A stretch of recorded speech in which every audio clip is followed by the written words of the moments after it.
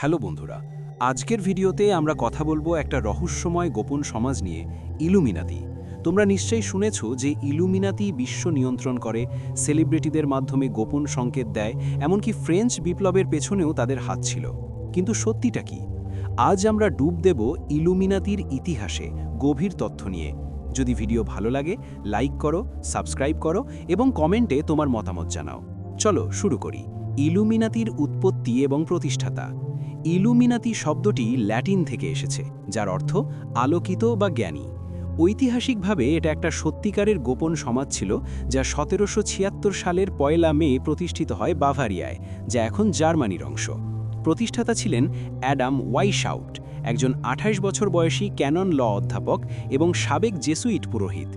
ওয়াইশাউট ধর্মীয় কুসংস্কার এবং রাজতন্ত্রের অপব্যবহারের বিরুদ্ধে ছিলেন। তিনি বিশ্বাস করতেন যে ধর্ম এবং রাষ্ট্রীয় ক্ষমতা মানুষকে অন্ধকারে রাখছে। তাই তিনি একটা গোপন সমাজ গড়ে তোলেন, যার মূল নাম ছিল পারফেক্টিবিলিস্টস বা উন্নতিশীলরা। শুরুতে মাত্র 5 জন সদস্য ছিল, কিন্তু পরে এটা কয়েকশতে পৌঁছে যায়। ওয়াইশাউটের লক্ষ্য ছিল আলোকিত যুগের আদর্শ প্রচার করা, যুক্তি, দানশীলতা এবং মানবতাবাদ। তিনি ফ্রিম্যাসন লজগুলো থেকে সদস্য নিয়োগ করতেন, কারণ ফ্রিম্যাসনরাও গোপন সমাজ ছিল। কিন্তু ইলুমিনাতি আরও কঠোর ছিল। সদস্যদের ছদ্মনাম দিতেন, যেমন ওয়াইশাউটের নাম ছিল স্পার্টাকাস। লক্ষ্য এবং গঠন। ইলুমিনাতির মূল লক্ষ্য ছিল ধর্মীয় প্রভাব এবং রাজতন্ত্রের অত্যাচার দূর করা। তারা চাইত খ্রিস্ট ধর্মকে যুক্তির ধর্ম দিয়ে প্রতিস্থাপন করতে, সব ধর্ম এবং সরকার উঠিয়ে দিয়ে মানুষকে সমতার জগতে বাস করাতে। ওয়াইশাউটের কল্পনায় একটা কমিউনিজম অফ গুড সিস্টেম থাকবে, যেখানে আলোকিত অভিজাতরা বিশ্ব শাসন করবে।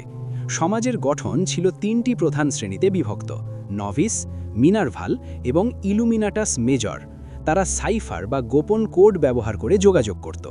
সদস্যরা ইউরোপের বিভিন্ন দেশে ছড়িয়ে পড়ে, ইতালি থেকে ডেনমার্ক, ওয়ারসোয়া থেকে প্যারিস।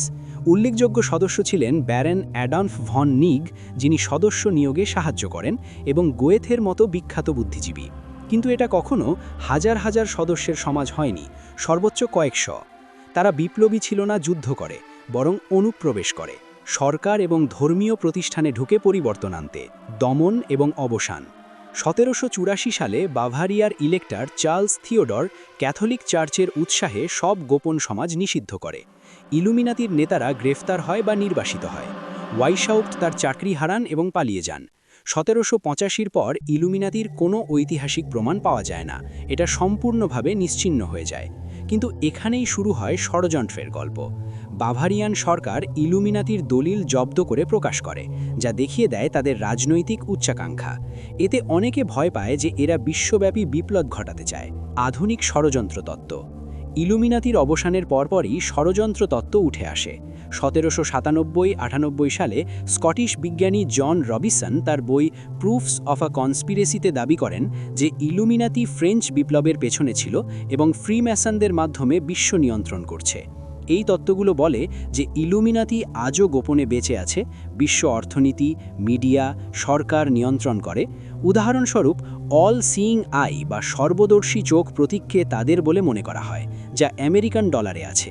সেলিব্রিটিরা যেমন বিয়ন্সে বা জো বাইডেনকে ইলুমিনাতির সদস্য বলে অভিযোগ করা হয়, কারণ তারা হাতের সংকেত বা গানের লোকানো বার্তা দেয়। কিন্তু ঐতিহাসিকরা বলেন এগুলো মিথ্যা। ইলুমিনাতি 1785 পর অদৃশ্য হয়ে যায়। আজকের তত্ত্বগুলো প্রায়শই অতিরঞ্জিত, যেমন তারা ফ্রেঞ্চ বিপ্লব বা আমেরিকান স্বাধীনতা যুদ্ধের পেছনে ছিল। কিন্তু প্রমাণ কি? শূন্য। এগুলো মানুষের মনে ভয় এবং কৌতূহল জাগায়, যা সোশ্যাল মিডিয়ায় ভাইরাল হয়। তবে ইলুমিনাতির প্রভাব আছে, এটা আমাদের মনে করিয়ে দেয় যে গোপনীয়তা এবং ক্ষমতা কিভাবে মানুষকে আকর্ষণ করে। কনক্লুশন। তো বন্ধুরা, ইলুমিনাতি একটা ঐতিহাসিক বাস্তবতা, কিন্তু আজকের ষড়যন্ত্রগুলো বেশিরভাগ মিথ। যদি তোমরা আরও জানতে চাও, কমেন্ট করো। পরের ভিডিওতে দেখা হবে অন্য কোনো রহস্য নিয়ে। ধন্যবাদ। লাইক, শেয়ার এবং সাবস্ক্রাইব ভুলো না।